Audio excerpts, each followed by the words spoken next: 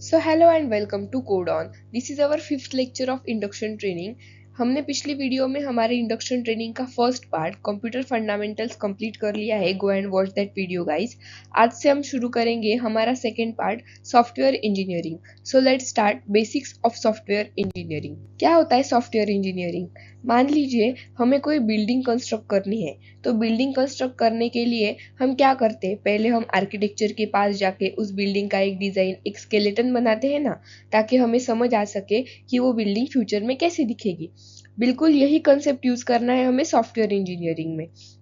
Software बनाने से पहले आपको पता होना चाहिए कि उस सॉफ्टवेयर में हमें कौन सी फंक्शनैलिटीज यूज करनी है, कितने लोगों की टीम उस सॉफ्टवेयर पर काम करेगी, उनका वर्क डिस्ट्रीब्यूशन कैसे होगा. यही सब हम सॉफ्टवेयर इंजीनियरिंग में पढ़ेंगे. इस वीडियो में हम पढ़ेंगे सॉफ्टवेयर इंजीनियरिंग क्या होता है, सॉफ्टवेयर इंजीनियरिंग क्यों जरूरी है, और सॉफ्टवेयर इंजीनियरिंग के कैरेक्टरिस्टिक्स क्या क्या है. एक अच्छा सॉफ्टवेयर इंजीनियर बनने के लिए आपको क्या क्या चीजें जरूरी है. तो introduction to software engineering. Software engineering is an engineering branch related to the evolution of software products using well-defined scientific principles, techniques, and procedures. The result of software engineering is an effective, reliable software product. See, जब आप software develop करेंगे तो हमें दो चीज़ों पे focus करना है. हमारा सॉफ्टवेयर फंक्शनली भी अच्छा होना चाहिए और उसका परफॉर्मेंस भी अच्छा होना चाहिए. इन दोनों में से एक भी चीज़ अगर थोड़ी भी गड़बड़ हो गई तो आपका सॉफ्टवेयर मार्केट में अच्छे से परफॉर्म नहीं कर पाएगा. ये बैलेंस होने के लिए कुछ साइंटिफिक प्रिंसिपल्स है सॉफ्टवेयर इंजीनियरिंग के, वो हमें यूज करने पड़ेंगे. कुछ टेक्निक्स है, कुछ प्रोसीजर्स है, वो हमें फॉलो करनी पड़ेगी. सॉफ्टवेयर इंजीनियरिंग एक क्रिएटिव फील्ड है. सब सॉफ्टवेयर का मैन्युफैक्चरिंग प्रोसेस सेम नहीं होता है, क्योंकि हर सॉफ्टवेयर की रिक्वायरमेंट्स अलग अलग होती है. तो आपको सॉफ्टवेयर की रिक्वायरमेंट्स अंडरस्टैंड करके उसकी फंक्शनैलिटीज यूज करनी है. सॉफ्टवेयर इंजीनियरिंग जरूरी क्यों है? Why software engineering required? Software engineering is necessary because it provides a structured and systematic approach to developing high quality software that meets user needs and expectations while also minimizing development cost and simplifying the maintenance process.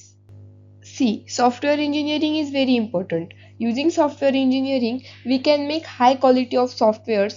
It provides structured and systematic approach to our software. These projects are also fulfill user needs and expectations. Software engineering also reduces cost and simplify the maintenance process. कैसे? वो हम देखेंगे. Complexities. Today's software is more complex than ever. See, हम इन दिनों जो software बना रहे हैं वो बहुत कॉम्प्लेक्स सॉफ्टवेयर है. जैसे कि हम स्नैपचैट यूज करते हैं. स्नैपचैट के फिल्टर्स है. जब हम वो फिल्टर्स पे क्लिक करेंगे वो फिल्टर परफेक्टली हमारा फेस डिडक्ट करते हैं एंड हमारे फेस पे अप्लाई हो जाते हैं. वैसे ही लेंस कार्ट में भी ये सेम फीचर है. जब हम लेंस कार्ट पे कोई भी स्पेक्ट्स या फ्रेम देख रहे होंगे और हमें अगर कोई फ्रेम पसंद आ जाए और वो हमें ट्राई करनी हो, तो हम सिंपली उस फ्रेम पे क्लिक करेंगे. वो सॉफ्टवेयर हमारे फेस का एक स्नैप लेगा और वो फ्रेम ऑटोमेटिकली जहाँ पे हम फ्रेम पहनते हैं हमारे आईज के ऊपर जाके वो फ्रेम लग जाएगी. अगर हमको देखना है कि वो फ्रेम हमारे फेस पे कैसे दिखेगी, हम 360 डिग्री अपना फेस मूव करके देख सकते हैं कि वो फ्रेम हमारे मुंह पे कैसी लगती है. ये बहुत ज़्यादा कॉम्प्लेक्स सॉफ्टवेयर होता है. ऐसे कॉम्प्लेक्स सॉफ्टवेयर बनाने के लिए हमें रिगरस इंजीनियरिंग अप्रोचेस लगते हैं, ताकि जो सॉफ्टवेयर हम बना रहे हैं वो रिलायबल, मेंटेनेबल और स्केलेबल हो. सेकेंड आता है हमारा क्वालिटी अश्योरेंस. सॉफ्टवेयर इंजीनियरिंग में क्वालिटी अश्योरेंस बहुत इंपॉर्टेंट है. Software engineering mainly focus on quality assurance. Quality assurance बहुत ज़रूरी है हाई क्वालिटी सॉफ्टवेयर बनाने के लिए. जब यूज़र हमारा एप्लीकेशन यूज़ करेगा तो उसे वो सॉफ्टवेयर यूज़ करते वक्त आसानी होनी चाहिए. अगर आपको सॉफ्टवेयर में कोई एप्लीकेशन ढंग से काम नहीं कर रहा, कुछ ग्लिच दे रहा है, या फिर आपका कोई पेज है जो जल्दी लोड ही नहीं हो रहा है, तो यूज़र वो सॉफ्टवेयर यूज़ नहीं करेगा. इसलिए क्वालिटी अश्योरेंस बहुत इंपॉर्टेंट है. क्वालिटी अश्योरेंस के लिए कंपनी में एक क्वालिटी टेस्टिंग का भी जॉब होता है. टेस्टिंग में बहुत से टाइप्स आते हैं. उसमें दो ब्रॉड कैटेगरीज है, एक मैनुअल टेस्टिंग एंड एक ऑटोमेटिक टेस्टिंग. ऑटोमेटिक टेस्टिंग में हम एक कोड लिखेंगे, जो कोड हमारे सॉफ्टवेयर के कोड को चेक करेगा और हमको बताएगा कि हमारा सॉफ्टवेयर ढंग से काम कर रहा है या नहीं. उसे हम यूनिट टेस्टिंग भी कहते हैं. देन है हमारा cost effectiveness. Software cost effective होना बहुत ज़रूरी है। कॉस्ट इफेक्टिव सॉफ्टवेयर बनाना बहुत इंपॉर्टेंट है। जब क्लाइंट हमें कुछ प्रोजेक्ट देता है तब हम उस प्रोजेक्ट की डेडलाइन भी देता है, उसका कॉन्ट्रैक्ट बनाते हैं हम। इफ़ हमने वो प्रोजेक्ट डेडलाइन के अंदर नहीं पूरा करा तो क्लाइंट हमें उसके लिए पेनल्टी भी चार्ज कर सकता है। और ऑन टाइम प्रोजेक्ट डिलीवर करने के लिए हमें कुछ एम्प्लॉयज़ को प्रॉपर वर्क डिस्ट्रीब्यूशन करना पड़ता है। अगर हमने प्रॉपर वर्क डिस्ट्रीब्यूशन नहीं किया तो एक एम्प्लॉय पे ज़्यादा वर्कलोड आ जाएगा और दूसरा एम्प्लॉय खाली बैठा रहेगा। तो जिस एम्प्लॉय पे ज़्यादा वर्कलोड है वो अपना काम खत्म करने में ज़्यादा टाइम लगाएगा ना, तो इसकी वजह से हमारा प्रोजेक्ट कॉस्ट इफेक्टिव नहीं हो पाएगा। तो हमको वर्क डिस्ट्रीब्यूशन पे ज़्यादा ध्यान देना पड़ता है। देन आता है हमारा मेंटेनेंस। जब सॉफ्टवेयर आप बनाते हो तो उसका मेंटेनेंस आपको ही करना पड़ता है। उसके लिए कंपनी आपको अलग से पे नहीं करती है। इसके लिए हम सॉफ्टवेयर इंजीनियरिंग यूज़ करते हैं सॉफ्टवेयर बनाने के लिए। क्योंकि जब हम सॉफ्टवेयर इंजीनियरिंग की टेक्निक यूज़ करके प्रोजेक्ट बनाते हैं तब वो सॉफ्टवेयर मॉड्यूलर और स्केलेबल बनता है। तो वो हमें मेंटेन करने में बहुत आसानी होती है। Customer satisfaction. कस्टमर सेटिस्फैक्शन होना बहुत ज़रूरी है। आप कितने भी स्किल डेवलपर हो और आपने कितना भी अच्छा प्रोजेक्ट बनाया है, पर अगर आपका कस्टमर उस प्रोजेक्ट से सेटिस्फाइड नहीं है तो उसका कोई मतलब नहीं बनता है। सॉफ्टवेयर इंजीनियरिंग एक कस्टमर सेंट्रिक अप्रोच है। यह आपको हेल्प करता है आपका प्रोजेक्ट कस्टमर सेटिस्फाइड बनाने के लिए। देन हम देखेंगे characteristics of a good software engineering. एक अच्छा सॉफ्टवेयर इंजीनियर बनने के लिए कौन से कैरेक्टरिस्टिक्स आप में होने चाहिए। फर्स्ट है हमारा स्ट्रॉन्ग टेक्निकल स्किल्स। एक अच्छा सॉफ्टवेयर इंजीनियर होने के लिए टेक्निकल स्किल्स अच्छे होने मैंडेटरी है, बाकी सब चीज़ें बाद में आती है। सबसे पहली चीज़ है कि आपको अलग अलग प्रोग्रामिंग लैंग्वेजेस का नॉलेज होना चाहिए, आपको इंजीनियरिंग के सारे प्रिंसिपल्स पता होना चाहिए, आपका डीएसए अच्छा होना चाहिए। यह सबसे मैंडेटरी चीज़ है कि आप कोडिंग में अच्छे होने चाहिए। आपको सॉफ्टवेयर इंजीनियरिंग की सारी टर्मिनोलॉजीज पता होनी चाहिए और आप लेटेस्ट टेक्नोलॉजीज के साथ अपडेट भी होने चाहिए। मार्केट के साथ अप टू डेट रहना एक गुड सॉफ्टवेयर इंजीनियर के लिए बहुत ज़्यादा इम्पोर्टेंट है। Problem solving abilities. Problem solving के लिए आपकी क्रिटिकल थिंकिंग होना ज़रूरी है। इसके लिए आपको डीएसए अच्छे से आना चाहिए। अगर आपके पास कोई प्रॉब्लम है, फॉर एग्जांपल एक रियल लाइफ एग्जांपल लेना चाहेंगे तो हमारे पास एक इंडियन करेंसी का 500 का नोट है, तो मुझे उसको डिवाइड करना है लेकिन कम से कम पार्ट्स में। तो मैं उस 500 के नोट को कैसे डिवाइड करूंगी। अभी इंडियन करेंसी में 400 का नोट है क्या? नहीं है। 300 का नोट है? नहीं है। इंडियन करेंसी में हमारे पास है 10, 20, 50, 100, 200 और सीधा 500 का नोट है। ओके, तो अगर मुझे कम से कम पार्ट में मेरे 500 के नोट को अगर डिवाइड करना हो तो मैं क्या करूंगी, 200 के 2 नोट और 100 का 1 नोट। कम से कम मैं 3 पार्ट में उसको डिवाइड कर सकती हूँ। तो ये क्रिटिकल थिंकिंग आपके पास होनी चाहिए। आपके पास अगर कोई भी प्रॉब्लम आए तो उस प्रॉब्लम को अच्छे से एनालाइज करके उस प्रॉब्लम पे सॉल्यूशन निकालना आपको आना चाहिए। देन आता है हमारा attention to details. As a good software engineer आपको एप्लीकेशन ऐसा डेवलप करना है जैसे कि आप उसके एंड यूज़र हो। मतलब आपका एप्लीकेशन अगर कोई भी यूज़ करे जिसको कोई टेक्निकल नॉलेज नहीं है, जिसने पहले कभी ऐसे सॉफ्टवेयर यूज़ नहीं किए हैं, ऐसा कोई भी अगर इंसान आपका एप्लीकेशन यूज़ कर रहा होगा तो उस इंसान को वो एप्लीकेशन यूज़ करने में कोई दिक्कत नहीं आनी चाहिए। इसके लिए आपको बहुत छोटी छोटी डिटेल्स का ध्यान रखना होगा। जैसे फॉर एग्जांपल किसी भी एप्लीकेशन में जब हम लॉगिन करते हैं तो पहला पेज आता है हमारा लॉगिन पेज। तो लॉगिन पेज करते वक्त हम डालते हैं उसमें ईमेल आईडी या फिर हमारा फ़ोन नंबर। तो ज़रूरी तो नहीं है कि वो इंसान वहाँ पे फ़ोन नंबर ही डाले या फिर ईमेल आईडी ही डाले। तो उसको वो करेक्ट करके देना कि नहीं इसमें ईमेल आईडी डालना है। वो ईमेल आईडी का एक फॉर्म जो हम डालते हैं उसमें कि ऐसा ईमेल आईडी डालना है, ऐसे कुछ प्लेस होल्डर डालते हैं ना हम हमारे बॉक्स में। तो वैसा कुछ मैं पढ़ाऊंगी आपको प्लेस होल्डर कैसे डालना है हमारे बॉक्स में। आगे हम HTML में वो सब पढ़ेंगे। तो वो सब कैसे डालना है ताकि उसको समझे कि ईमेल आईडी मतलब कैसा ईमेल आईडी डालना है। तो प्लेस होल्डर में एक फॉर एग्जांपल ईमेल आईडी आप डाल सकते हो या फिर कोई नंबर डाल सकते हो। जैसे हम डालते हैं तो वो +91 आगे XX आता है ना 10 बार, ताकि हमें पता चल सके कि इसमें 10 डिजिट का एक हमारा मोबाइल नंबर डालना है। ये सब छोटे छोटे डिटेल्स का आपको ध्यान रखना पड़ेगा, तभी आपका सॉफ्टवेयर यूज करने के लिए अच्छा होगा, तभी आपका सॉफ्टवेयर मार्केट में अच्छे से वर्क करेगा। आपको ऐसा कोड लिखना पड़ेगा जो एक्यूरेट भी हो और एरर फ्री भी हो, उससे ही आपका सॉफ्टवेयर अच्छा बनेगा। देन आता है कम्युनिकेशन स्किल्स। कम्युनिकेशन स्किल्स इस फील्ड में बहुत मैंडेटरी है। एक अच्छा सॉफ्टवेयर इंजीनियर होने के लिए आपको एक्सलेंट कम्युनिकेशन स्किल्स होने चाहिए। क्योंकि जैसे आज आप सॉफ्टवेयर इंजीनियर हो, आप किसी बड़े फर्म में काम कर रहे हो, जिस कंपनी के इंडिया में और आउट ऑफ इंडिया भी सेंटर से, उनके ऑफिस से। तो अगर आप उस कंपनी में काम कर रहे हो, जरूरी नहीं है कि आपको सिर्फ इंडिया में से ही प्रोजेक्ट आए। हमारे फील्ड में प्रोजेक्ट आउट ऑफ इंडिया से भी बहुत आते हैं, बाहर के प्रोजेक्ट बहुत आते हैं हमारे पास।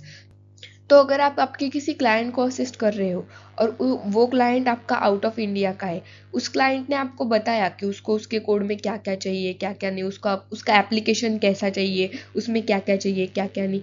ज़रूरी तो नहीं है कि वो इंडिया में अगर उसका काम लेके आ रहा है तो उसको हिंदी आना ही चाहिए। वो तो आपसे बात इंग्लिश में ही करेगा, क्योंकि वो ग्लोबल लैंग्वेज है ना, तो वो आपसे बात इंग्लिश में ही करेगा। अगर आपको अच्छे से इंग्लिश नहीं आती और आप समझ ही नहीं पाओगे कि आपके क्लाइंट को उस प्रोजेक्ट में क्या क्या चाहिए, उसको उसका एप्लीकेशन कैसा चाहिए, तो वो सेटिस्फाइड नहीं होगा आपके काम से। तो आपको काम करने में ज़्यादा तकलीफ होगी ना। या फिर क्लाइंट का छोड़ो, अगर आप आपके ऑफिस में अभी आप नए नए फ्रेशर लगे हो, तो आपको वो किसी टीम में डालेंगे ना, हम टीम में काम करते हैं। तो आपके जो कलीग्स है, वो ज़रूरी नहीं है कि वो एक ही जगह से, वो अलग अलग रीजन से होते हैं, उनकी मदर टंग्स अलग अलग होती है। तो जब आप सब एक जगह पे आप आके काम करते हो, समझो आप महाराष्ट्र से हो, आपका कलीग तमिल है, तो आपको तो तमिल नहीं आती, शायद से उसे भी मराठी नहीं आती, या फिर उसको हिंदी भी नहीं आती। तो फिर तब आप क्या करोगे? आपको तो बात इंग्लिश में ही करनी है। बड़े फर्म्स में सब लोग इंग्लिश में ही बात करते हैं, 90% लोग इंग्लिश में ही कम्युनिकेट करते हैं। तो अगर आपको आपके कलीग के साथ कम्युनिकेट करना है तो आपको इंग्लिश में ही करना पड़ेगा। आप अगर अपने कलीग के साथ अच्छे से कम्युनिकेट नहीं कर पाओगे तो आप अपना काम भी ढंग से नहीं कर पाओगे ना। आपको दोनों को मिलके अगर वो कोड करना है तो आपको दोनों को पता होना चाहिए ना कि कोड में क्या हो रहा है, क्या नहीं हो रहा है। उसके लिए बहुत इंपॉर्टेंट है कि आप दोनों का कम्युनिकेशन अच्छा होना चाहिए। इसके लिए आपको गुड कम्युनिकेशन स्किल्स बहुत मैंडेटरी है, बहुत ज़्यादा मैंडेटरी हो जाती है आईटी सेक्टर में और बड़े बड़े फर्म्स में। या फिर बड़े बड़े फर्म्स में जो प्रेजेंटेशंस होते हैं हमारे, वो प्रेजेंटेशंस में भी इंग्लिश में होते हैं। जब हमारे कॉन्ट्रैक्ट्स बनते हैं तो वो भी इंग्लिश में बनते हैं। जब हमको वर्क असिस्ट होता है तो वो भी इंग्लिश में असिस्ट होता है। तो हमें अगर सब इंग्लिश में करना है तो हमारा कम्युनिकेशन अच्छा होना चाहिए, हमें अच्छे से इंग्लिश आनी चाहिए, बात करने भी आनी चाहिए और समझ में भी आनी चाहिए। तो ये बहुत मैंडेटरी, अगर आपको अच्छे से वर्क करना है, आपका प्रोजेक्ट आपको अच्छे से डेवलप करना है, तो बहुत मैंडेटरी है कि आपकी कम्युनिकेशन स्किल्स अच्छे हो, ताकि आप अच्छे से कम्युनिकेट कर पाओ आपके कलीग से, आपके स्टेक होल्डर से एंड आपके यूजर्स से भी। ओके। देन आता है हमारा adaptability. The good software engineer are adaptable and can work effectively in changing and dynamic environments. They are comfortable with ambiguity and can adjust their approaches to meet changing requirements or constraints. See, as a good software engineer आपको adaptable होना बहुत ज़रूरी है। जैसे कि मैंने आपको बताया कि अगर आप किसी बड़े फर्म में काम कर रहे हो तो अलग अलग रीजन से लोग आते हैं। अगर आपका फर्म बहुत बड़ा है, जैसे इन्फोसिस वगैरह जैसा हो गया, इनके आउट ऑफ इंडिया भी बहुत सारे ऑफिसेस है। तो ज़रूरी नहीं है कि वो आपको यहीं पे काम करने के लिए भेजे। वो आपको ज़रूरी नहीं कि आप अगर पुणे में अप्लाई किया है आपने जॉब के लिए तो आपको पुणे ही भेजेंगे। अगर उनको ज़रूरत पड़ी तो आपको बैंगलोर भी भेज सकते हैं, बैंगलोर से वो आपको कहीं और भी भेज सकते हैं। आप यहाँ से अगर बैंगलोर जाओगे तो आपको वो इन्वायरमेंट जो है, वो चेंज ऑफ इन्वायरमेंट जो है, आपके कलीग्स चेंज हो जाएंगे, आपका ऑफिस चेंज हो जाएगा, आपका बॉस चेंज हो जाएगा। तो वो जो इन्वायरमेंट है, आप जहाँ पे रहोगे वो प्लेस चेंज हो जाएगी। वो सब इन्वायरमेंट आपको एक्सेप्ट करता आना चाहिए। जो चेंजेस हो रहे हैं वो जल्दी से ज़्यादा हमें अडेप्ट करते आना चाहिए। आपका एक प्रोजेक्ट खत्म हो गया तो ऐसे तो नहीं कि आपको एक ही प्रोजेक्ट करना है और एक ही टीम के साथ करना है पूरी जितना टाइम आप वर्क करोगे। ऐसे नहीं होता है ना। आपका एक प्रोजेक्ट खत्म हो जाएगा, वो आपको दूसरे प्रोजेक्ट में डाल देंगे, उस प्रोजेक्ट से वहाँ पे आपका काम खत्म हो गया, वो आपको तीसरे प्रोजेक्ट में डाल देंगे। तो आपके जो कलीग्स है वो भी तो अलग अलग होंगे, उनका भी इन्वायरमेंट अलग होगा, प्रोजेक्ट्स अलग होंगे, क्लाइंट्स अलग होंगे, उसकी रिक्वायरमेंट्स अलग होंगी। तो वो सब जो है वो इन्वायरमेंट हमें अडेप्ट करते आना चाहिए। देन आता है कंटिन्यूअस लर्निंग। आईटी सेक्टर एक ऐसा सेक्टर है जिसमें हमें कंटिन्यूअस लर्निंग करना ही पड़ता है, क्योंकि इस सेक्टर में हर रोज एक नया स्किल आ रहा है, हर रोज एक नई टेक्नोलॉजी आ रही है। अभी ऐसे तो नहीं है कि हाँ मुझे पाइथन आती है और फिर मैं पाइथन पे भी अटकी रहूंगी। नहीं, अभी एआई का जमाना है। एज अ कंप्यूटर इंजीनियर अभी एआई के लिए नई नई फॉर्म है। अभी इंजीनियरिंग में एआई के लिए एक नई नई से इंजीनियरिंग ब्रांच आई हुई है। लेकिन मैंने तो कंप्यूटर इंजीनियरिंग किया है, पर अगर मुझे एआई करना है तो कंप्यूटर इंजीनियरिंग में तो मुझे एआई का नॉलेज होना चाहिए ना। ऐसे तो नहीं है कि नहीं मैंने कंप्यूटर इंजीनियरिंग करा है तो मैंने सिर्फ पाइथन ही पढ़ा है तो मैं सिर्फ पाइथन पे ही फोकस करूंगी। नहीं, ऐसे तो आपका नॉलेज आउटडेटेड हो जाएगा। आपको नई नई टेक्नोलॉजीज के साथ, नई नई नॉलेज, नए नए स्किल्स के साथ आपको अप टू डेट रहना ही पड़ेगा। मार्केट में जो भी नई टेक्नोलॉजी आ रही है, जो भी नई लैंग्वेज आ रही है, जैसे अभी एआई आया है, तो हमें एआई के साथ अप टू डेट रहना ही पड़ेगा। भले हम एआई इंजीनियर ना हो, एआईएमएल हमने नहीं पढ़ा हो, लेकिन हमको उसका नॉलेज होना चाहिए। समझो कि मेरे पास कोई ई कॉमर्स वेबसाइट आई है। As a full stack developer मेरे पास मुझे किसी ऐसे ग्रुप में डाल दिया है जहाँ पे हम लोग एक ई कॉमर्स वेबसाइट बना रहे हैं। अभी मैंने 5 साल 10 साल काम किया तो मैंने सब ऐसे ही एप्लीकेशन बनाए, कुछ ई कॉमर्स वेबसाइट्स बनाई है, किसी शॉप के लिए कुछ ऐप बनाया है, कुछ किया है ऐसा वैसा। तो अगर मेरे कंपनी के पास कोई ऐसा क्लाइंट आता है, उसको अपने सॉफ्टवेयर में एआई चाहिए, ओके, और उस प्रोजेक्ट ग्रुप में अगर मैं भी वर्क कर रही हूँ as a full stack developer, तो मुझे वो एआई भी तो अपने फ्रंट एंड बैक एंड में डालना पड़ेगा। भले उसका कोड कोई और लिखे, लेकिन वो मुझे अपने फ्रंट एंड बैक एंड में डालना पड़ेगा ना। तो उसके लिए मुझे एआई की समझ तो होनी चाहिए एटलीस्ट। इसके लिए कंटिन्यूअस लर्निंग बहुत इंपॉर्टेंट है। देन है testing skills. Having skills of testing is beneficial for developers as it contributes to better quality software, early bug detection, faster development cycle, collaboration with testers, professional growth, and improvement customer satisfaction. देखिए, हम जब code लिखते हैं तो हम वो code को debug करते हैं। जब हम वो कोड को डिबग करते हैं तो हम उसकी टाइप करके देखते हैं ना। समझो कि मैंने कोई लॉगिन पेज बनाया है। तो मैंने जब लॉगिन पेज बनाया, enter your email, enter your phone number वगैरह ऐसा करके, तो जब मैं वो कोड डिबग करूँगी तो मैं देखूँगी ना वो कोड डिबग करने के बाद कि इसमें अच्छे से वो कोड वर्क हो रहा है कि नहीं, ईमेल आईडी डालने के बाद वो आगे प्रोसेस हो रहा है कि नहीं, मोबाइल नंबर डालने के बाद वो आगे प्रोसेस हो रहा है कि नहीं। तो as a good software engineer मुझे एटलीस्ट थोड़े तो टेस्टिंग स्किल्स होने ही चाहिए। एटलीस्ट जो कोड मैंने लिखा है वो कोड तो टेस्ट करने की टेस्टिंग स्किल्स मेरे में होने ही चाहिए। इससे क्या होता है, काम जल्दी जल्दी खत्म होता है, हमारे काम में इम्प्रूवमेंट ज़्यादा होती है। अगर मेरे पास टेस्टिंग स्किल्स नहीं है, मैंने कोड लिखा फिर वो टेस्ट करने के लिए टेस्टिंग के पास भेजा, उसमें कुछ एरर आया, उन्होंने मेरे को वापस भेजा, फिर मैंने वो एडिट किया, फिर उनको भेजा, इसमें कैसे वो ये बहुत लॉन्ग प्रोसेस हो जाएगा।